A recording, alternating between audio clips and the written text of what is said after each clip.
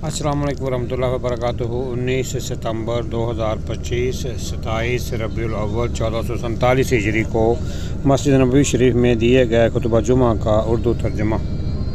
अल्लाह ताला ने बाकी तमाम किताबों पर कुरान करीम को फजीलत बख्शी। उसके अंदर पहले की किताबों की तमाम खूबियाँ जमा कर दी गईं और अल्लाह ने उसमें उन कमालात का इजाफ़ा किया जो दूसरी किताबों में नहीं थी। यूँ यह किताब गवाह, अमीन और तमाम किताबों पर फैसल हुई। कुरान के एजाज़ के बावजूद अल्लाह ने इसकी तिलावत लोगों के लिए सहल की है और इसके मफ़हूम को आसान बनाया है। फरमाया, और बेशक हमने कुरान को समझने के लिए आसान कर दिया है। कुरान करीम फैसल कलाम है जो दीन व दुनिया और आखिरत की बुनियादी चीज़ों पर मुश्तमिल है।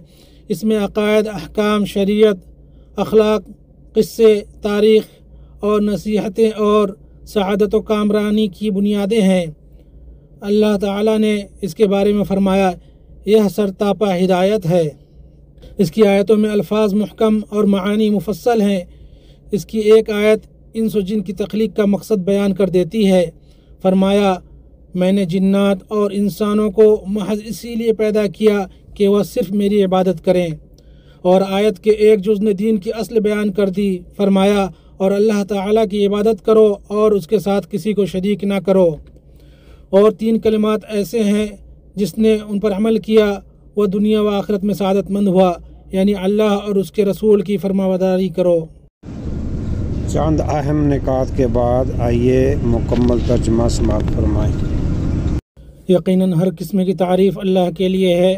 हम उसकी हम्द बयान करते हैं, उससे मदद तलब करते हैं और उससे मग़फ़िरत चाहते हैं। हम अपने नफ्सों की बुराइयों और बुरे अमाल से उसकी पनाह लेते हैं। अल्लाह जिसे हिदायत दे उसे कोई गुमराह करने वाला नहीं और जिसे वह गुमराह करे उसे कोई हिदायत देने वाला नहीं।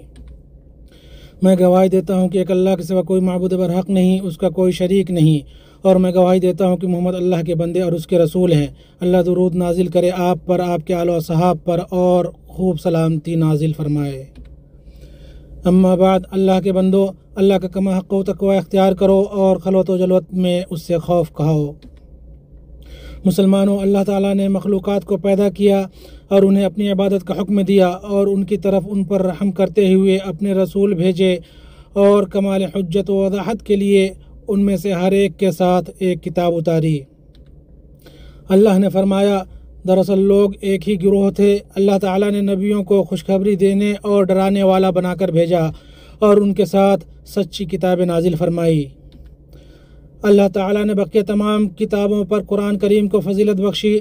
उसके अंदर पहले की किताबों की तमाम खूबियाँ जमा कर दी गईं और अल्लाह ने उसमें उन कमालात का इजाफ़ा किया जो दूसरी किताबों में नहीं थी।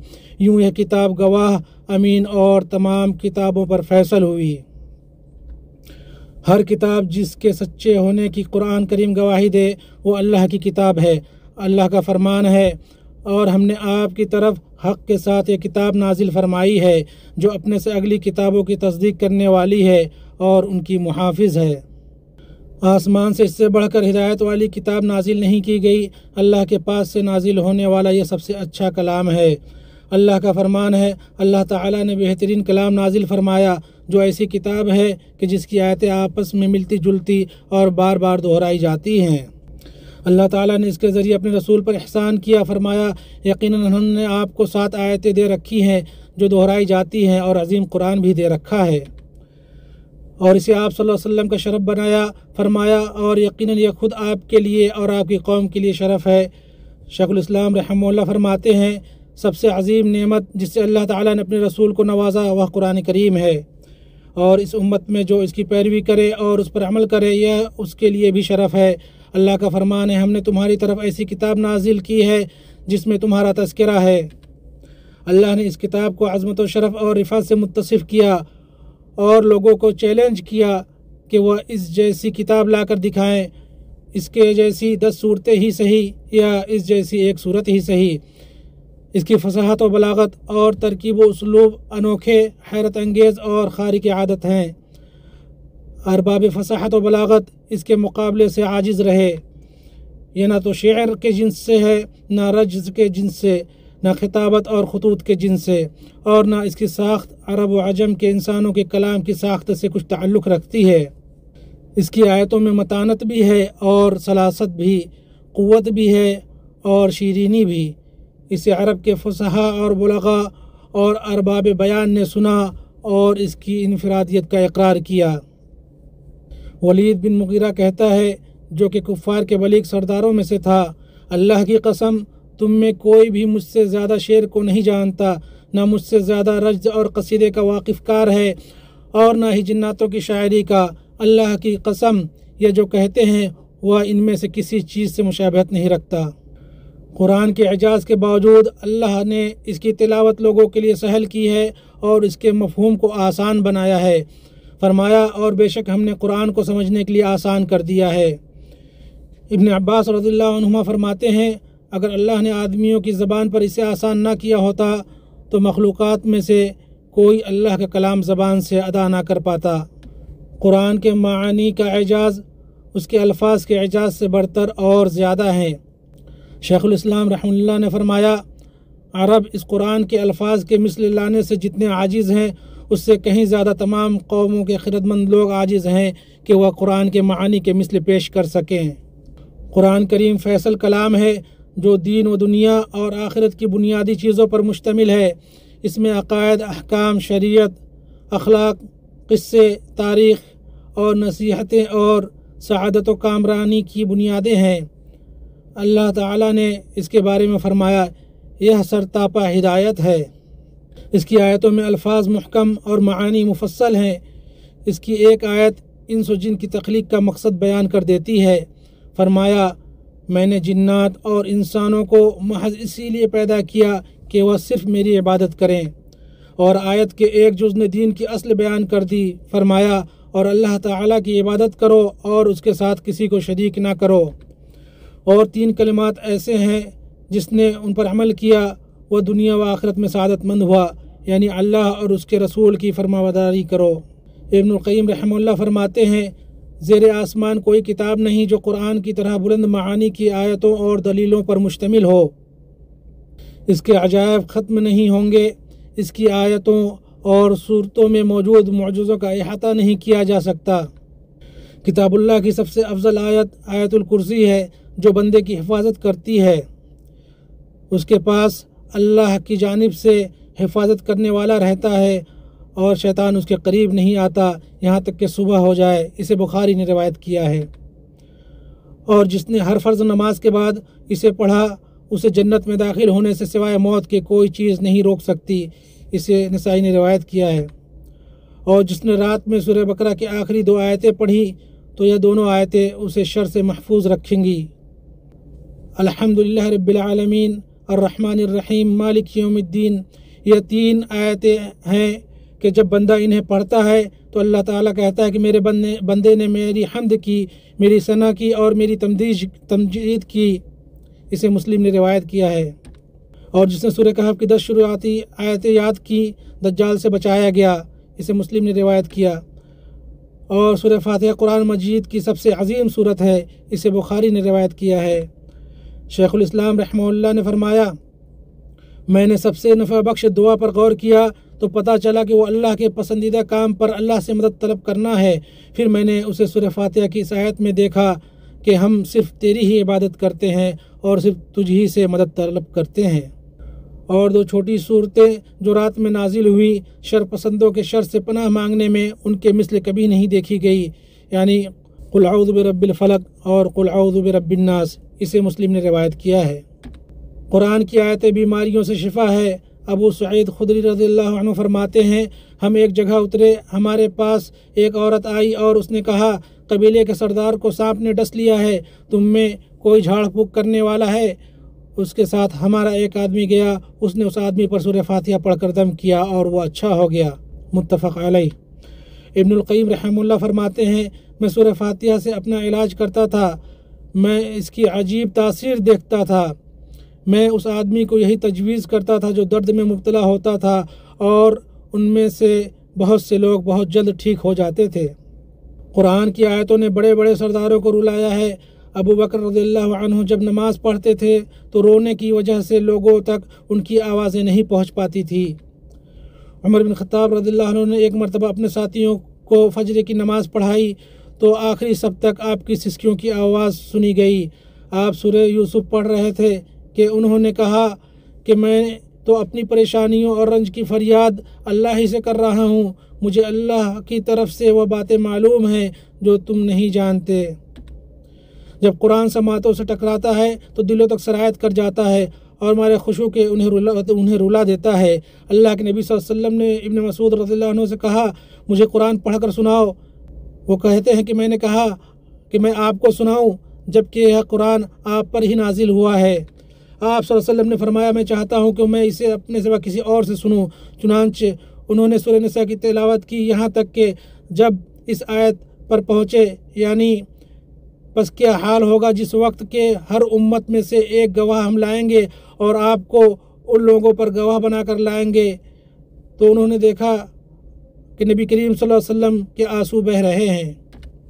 اور جب جعفر بن ابی طالب رضی اللہ عنہ نے نجاشی کے پاس سورہ مریم کی ابتدائی چند آیتیں تلاوت کی تو نجاشی رونے لگے، یہاں تک کہ ان کی داڑھی تر ہو گئی، اور ان کے علماء بھی رونے لگے، یہاں تک کہ ان کی کتابیں بھیگ گئی۔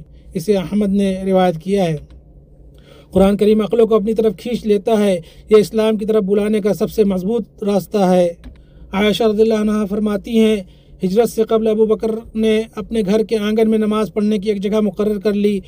وہ اس میں نماز پڑھتے تھے اور قرآن کریم کی تلاوت کیا کرتے تھے۔ ان کے پاس مشرکین کی عورتیں اور بچے رک جایا کرتے تھے، وہ لوگ اسے پسند کرتے تھے اور ابو بکر کی طرف دیکھتے تھے۔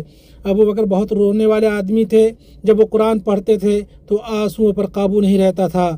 چنانچہ مشرکین کہا کرتے تھے، ہمیں ڈر ہے کہ کہیں یہ ہماری عورتوں اور بچوں کو فتنہ میں نہ ڈال دے، یعنی کہیں ایسا نہ ہو کہ یہ انہیں ان کے دین سے نکال کر اپنے دین میں داخل کر دے۔ اسے بخاری نے روایت کیا ہے۔ اور جب جبیر بن مطعم رضی اللہ عنہ نے رسول اللہ صلی اللہ علیہ وسلم کو سورہ طور پڑھتے ہوئے سنا اور آپ صلی اللہ علیہ وسلم ان آیتوں پر پہنچے کہ کیا یہ بغیر کسی پیدا کرنے والے کے خود پیدا ہو گئے ہیں یا یہ خود پیدا کرنے والے ہیں، کیا انہوں نے ہی آسمانوں اور زمین کو پیدا کیا ہے بلکہ یہ یقین نہ کرنے والے لوگ ہیں، یا کیا ان کے پاس تیرے رب کے خزانے ہیں یا ان خزانوں کے یہ داروغہ ہیں؟ تو انہوں نے کہا، ایسا لگتا تھا کہ میرا دل اڑ جائے گا۔ اسے بخاری نے روایت کیا ہے۔ جناتوں نے قرآن کو سنا اور ایمان لے آئے، وہ خوش ہوئے اور اللہ کی نعمت بیان کرتے ہوئے انہوں نے کہا، ہم تو ہدایت کی بات سنتے ہی اس پر ایمان لے آئے، اور اگر اللہ نے قرآن کریم کو کسی پہاڑ پر اتارا ہوتا تو پہاڑ اللہ کی خشیت سے دب جاتا اور پھٹ پڑتا، اس ڈر سے کہ کہیں قرآن کریم کی تعظیم کے سلسلے میں اللہ کا حق ادا نہ کر سکے۔ اللہ نے انسانوں کو حکم دیا کہ وہ اسے شدید خشیت اور عاجزی کے ساتھ لیں۔ اس کی آیتوں نے صحابہ اکرام رضی اللہ عنہ کے حالات بدل دیے۔ چنانچہ جب شراب کی حرمت نازل ہوئی اور عمر رضی اللہ عنہ نے اللہ تعالیٰ کا یہ فرمان سنا کہ کیا تم ان چیزوں سے باز رہو گے، تو انہوں نے کہا، ہم باز آئے۔ اسے احمد نے روایت کیا، اور انہوں نے شراب بہا دی یہاں تک کہ وہ مدینے کی گلیوں میں بہنے لگی۔ اور جب لن تنالوا البر نازل ہوئی کہ تم جنت کو نہیں پا سکتے یہاں تک کہ اپنی وہ چیزیں اللہ کی راہ میں خرچ کرو جنہیں تم عزیز رکھتے ہو، تو ابو طلحہ رضی اللہ عنہ نے کہا، میرے نزدیک میرا سب سے عزیز مال باغ بیروحہ ہے، وہ اللہ کے لیے صدقہ ہے، میں اللہ کے نزدیک اس کے ثواب اور ذخیرہ آخرت کی امید رکھتا ہوں۔ اللہ کے نبی صلی اللہ علیہ وسلم نے فرمایا، واہ واہ، یہ تو نفع بخش مال ہے، متفق علیہ۔ اور ایک آیت نے صحابہ کرام رضی اللہ عنہ کو انہیں درپیش شدید ترین مصیبت میں ثابت قدم رکھا۔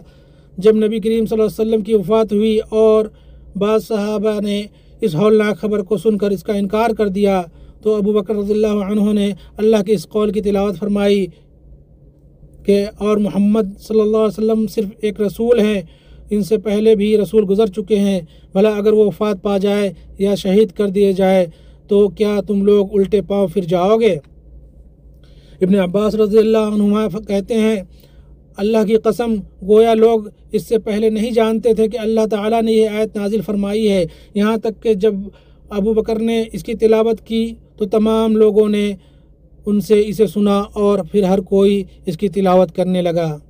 اسے بخاری نے روایت کیا ہے۔ اور جب پردے اور عفت کی آیت یعنی اور اپنے سینوں پر اوڑھنیاں ڈالے رہے نازل ہوئی تو عائشہ رضی اللہ عنہا نے فرمایا، اللہ پہلے کی مہاجر عورتوں پر رحم فرمائے، انہوں نے اپنی چادروں کے ٹکڑے کیے اور انہیں اوڑھ لیا۔ اسے بخاری نے روایت کیا ہے۔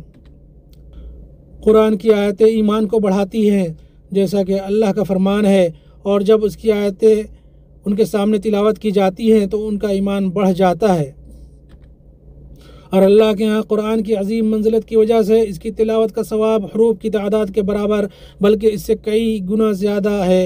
رسول اللہ صلی اللہ علیہ وسلم نے فرمایا، جو شخص اللہ کی کتاب کا ایک حرف پڑھے گا اسے اس کے بدلے میں 1 نیکی ملے گی، اور 1 نیکی 10 نیکیوں کے برابر ہے۔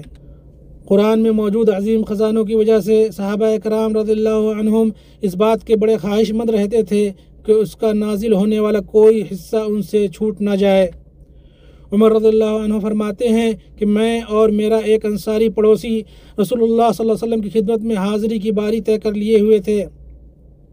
ایک دن وہ آتا اور ایک دن میں۔ جب میں آتا تو اس دن کی وحی وغیرہ کی تمام خبریں اسے دیتا، اور جب وہ آتا تو وہ بھی ایسا ہی کرتا۔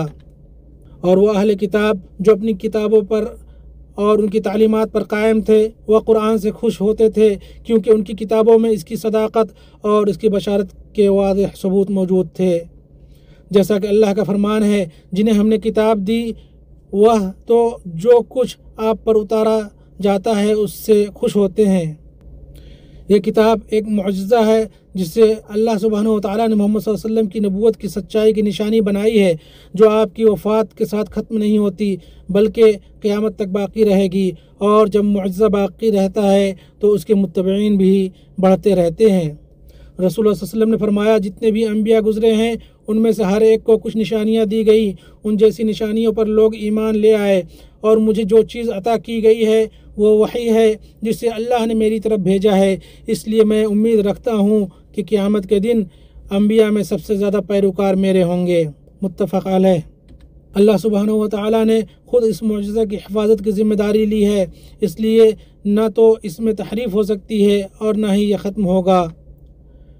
نبی صلی اللہ علیہ وسلم نے ایک دن اپنے خطبہ میں ارشاد فرمایا، سنو، میرے رب نے مجھے یہ حکم دیا ہے کہ میں تمہیں ان باتوں کی تعلیم دوں جو تمہیں معلوم نہیں، اور اللہ تعالیٰ نے آج مجھے ان کا علم عطا کیا ہے۔ اللہ نے فرمایا، اور میں نے آپ پر ایسی کتاب نازل کی ہے جسے پانی دھو کر مٹا نہیں سکتا، اسے مسلم نے روایت کیا ہے۔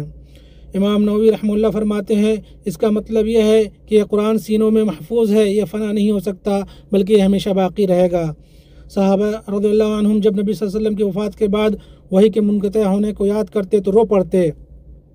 ابو بکر رضی اللہ عنہ عمر رضی اللہ عنہ سے فرماتے ہیں، چلو ہم ام ایمن سے ملنے چلتے ہیں، جیسا کہ رسول اللہ صلی اللہ علیہ وسلم ان سے ملنے جایا کرتے تھے، لہذا جب ہم ان کے پاس پہنچے تو وہ رو پڑی۔ ان دونوں نے ان سے پوچھا، آپ کیوں رو رہی ہیں؟ اللہ کے ہاں جو کچھ ہے وہ اس کے رسول صلی اللہ علیہ وسلم کے لیے بہتر ہے۔ تو انہوں نے جواب دیا، میں اس لیے نہیں رو رہی کہ میں نہیں جانتی کہ اللہ کے ہاں جو کچھ ہے وہ اس کے رسول صلی اللہ علیہ وسلم کے لیے بہتر ہے، بلکہ میں اس لیے رو رہی ہوں کہ آسمان سے وحی کا سلسلہ منقطع ہو گیا ہے۔ یہ سن کر ان دونوں کی بھی آنکھیں بھر آئی اور وہ بھی ان کے ساتھ رونے لگے۔ اسے مسلم نے روایت کیا ہے۔ قرآن کی بلندی و عظمت کی وجہ سے اللہ تعالیٰ نے قرآن والوں کو بلند مراتب اور اعلیٰ مقامات عطا فرمائے ہیں اور ان کے مقام کو بہت عظیم قرار دیا ہے۔ نبی صلی اللہ علیہ وسلم قرآن پڑھنے والے قاریوں سے محبت فرماتے تھے، ان پر اعتماد کرتے تھے اور ان کی موت پر غمگین ہوتے تھے۔ آپ صلی اللہ علیہ وسلم نے ان قراء کے قاتلوں پر 1 مہینے تک بد دعا کی، اور آپ نے کسی پر اتنی طویل مدت تک بد دعا نہیں کی جتنی ان لوگوں پر کی جنہوں نے ان قراء پر حملہ کیا تھا۔ خلفائے راشدین بھی قرآن والوں کی تعظیم و تکریم کرتے اور ان کی قدر و منزلت کو پہچانتے تھے۔ عمر رضی اللہ عنہ انہیں اپنے قریب بیٹھاتے اور اپنی مجلس میں انہیں مقدم رکھتے اور انہیں اپنا مشیر بناتے تھے۔ قرطبی رحمہ اللہ فرماتے ہیں، روایات اس بات پر متفق ہیں کہ چاروں خلفائے راشدین نے نبی صلی اللہ علیہ وسلم کے زمانے میں ہی قرآن جمع کر لیا تھا، کیونکہ وہ اسلام لانے میں سبقت لے گئے تھے اور رسول اللہ صلی اللہ علیہ وسلم ان کی بہت توقیر کرتے تھے۔ مسلمانوں، اللہ تعالیٰ نے آسمان سے جو متعدد کتابیں اپنے انبیاء پر نازل فرمائی، ان میں سے کوئی بھی کتاب قرآن سے زیادہ کامل، جامع، فصیح، عظیم اور معزز نہیں ہے۔ یہ قرآن بندوں پر اللہ کا فضل اور اس کی رحمت ہے۔ جو شخص اس سے اور اسلام سے خوش ہو وہ در حقیقت سب سے عظیم ترین نعمت سے خوش ہوا، اور یہ دونوں دنیا کے تمام بے وقت سامانوں، اس کے مال و زر اور خزانوں سے بہتر ہیں۔ ارشاد باری ہے، آپ کہہ دیجئے بس لوگوں کو اللہ کے اس انعام اور رحمت پر خوش ہونا چاہیے، وہ اس سے بدرجہ بہتر ہے جس کو وہ جمع کر رہے ہیں۔ اور جس نے قرآن سے محبت کی اس نے در حقیقت اللہ سے محبت کی۔ امام ابن القیم رحمہ اللہ فرماتے ہیں، اگر تم جاننا چاہتے ہو کہ تمہارے پاس اور دوسروں کے پاس اللہ کی کتنی محبت ہے تو اپنے دل میں قرآن کی محبت اور اس کے سننے میں تمہیں جو لذت محسوس ہوتی ہے اسے دیکھو۔ بس کامیاب ہے وہ شخص جس نے اپنی ساری توجہ قرآن سیکھنے اور سکھانے میں لگا دی، اور توفیق یاب ہے وہ شخص جسے اللہ تعالیٰ نے قرآن اور قرآن والوں کی تعظیم کرنے اور اس سے لوگوں کو نصیحت کرنے کے لیے چن لیا۔ اعوذ باللہ من الشیطان الرجیم۔ اور یہ نصیحت و برکت والا قرآن بھی ہم ہی نے نازل فرمایا ہے، کیا پھر بھی تم اس کے منکر ہو؟ اللہ تعالیٰ مجھے اور آپ سب کو قرآن عظیم میں برکت عطا فرمائے اور ہمیں اس کی آیت اور حکمت بھری نصیحت سے نفع پہنچائے۔ میں اپنی یہ بات کہتا ہوں اور اللہ سے اپنے لیے اور آپ کے لیے اور تمام مسلمانوں کے لیے ہر گناہ سے مغفرت چاہتا ہوں۔ آپ بھی اس سے مغفرت طلب کریں، بے شک وہ بہت بخشنے والا بڑا مہربان ہے۔ تمام تعریف اللہ کے لیے ہے، اس کے احسان پر، اور اسی کے لیے شکر ہے اس کی توفیق و نوازش پر۔ میں گواہی دیتا ہوں کہ اللہ کے سوا کوئی معبود برحق نہیں، وہ یکتا ہے اور اس کا کوئی شریک نہیں۔ اور میں گواہی دیتا ہوں کہ ہمارے نبی محمد اس کے بندے اور رسول ہیں۔ اللہ آپ پر، آپ کی آل پر اور آپ کے صحابہ پر درود و سلام نازل فرمائے۔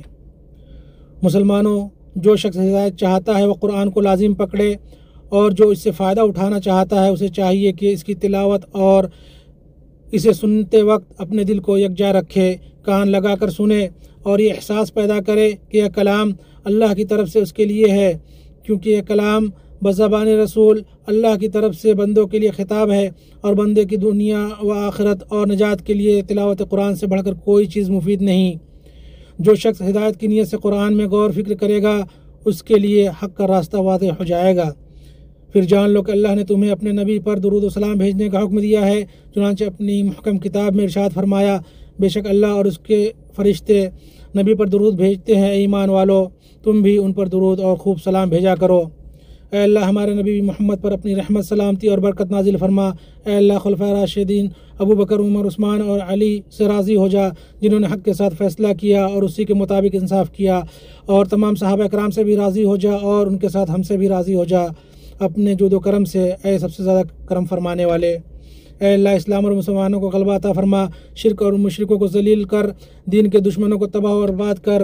اے اللہ اس ملک کو اور مسلمانوں کے تمام ممالک کو امن، سکون اور خوشحالی عطا فرما۔ اے اللہ ہمارے حکمران اور ان کے ولی عہد کو ان چیزوں کی توفیق عطا فرما جو تجھے پسند ہو اور جس سے تو راضی ہو، انہیں نیکی اور تقوی کی راہ پر چلا، ان دونوں کے ذریعے اسلام اور مسلمانوں کو نفع پہنچا۔ اے رب العالمین، اے صاحب جلال و اکرام، مسلمانوں کے تمام حکمرانوں کو تیری کتاب پر عمل کرنے اور تیری شریعت کو نافذ کرنے کی توفیق عطا فرما۔ اے ہمارے رب، ہمیں دنیا میں بھلائی عطا فرما اور آخرت میں بھی بھلائی عطا فرما، اور ہمیں آگ کے عذاب سے بچا۔ اے ہمارے رب، ہم نے اپنے اوپر ظلم کیا، اور اگر تو نے ہمیں معاف نہ کیا اور ہم پر رحم نہ کیا تو ہم یقیناً نقصان اٹھانے والوں میں سے ہو جائیں گے۔ اللہ کے بندوں، بے شک اللہ انصاف، احسان اور قرابت داروں کو عطا کرنے کا حکم دیتا ہے اور بے حیائی، برائی اور شرکتی سے منع کرتا ہے۔ وہ تمہیں نصیحت کرتا ہے تاکہ تم نصیحت حاصل کرو، اور تم بزرگ و برتر اللہ کا ذکر کرو، وہ تمہیں یاد رکھے گا، اور اس کی نعمتوں پر اس کا شکر ادا کرو، وہ تمہیں مزید عطا فرمائے گا۔ اور یقیناً اللہ کا ذکر سب سے بڑی چیز ہے، اور اللہ جانتا ہے جو کچھ تم کرتے ہو۔ مزید اسلامک ویڈیوز کے لیے یوٹیوب چینل دنیا و دین، قرآن مجید کے ترجمہ و تفسیر کو سننے سمجھنے کے لیے اور دینی سوالات کے فری جوابات کے لیے واٹس ایپ گروپس میں شامل ہونے کے لیے 00923167983575 00923352520207 0096653489128 009233386119797۔ نماز، مسنون اذکار اور قرآن سمجھ کر پڑھیں، دوسروں کو بھی دعوت دیں۔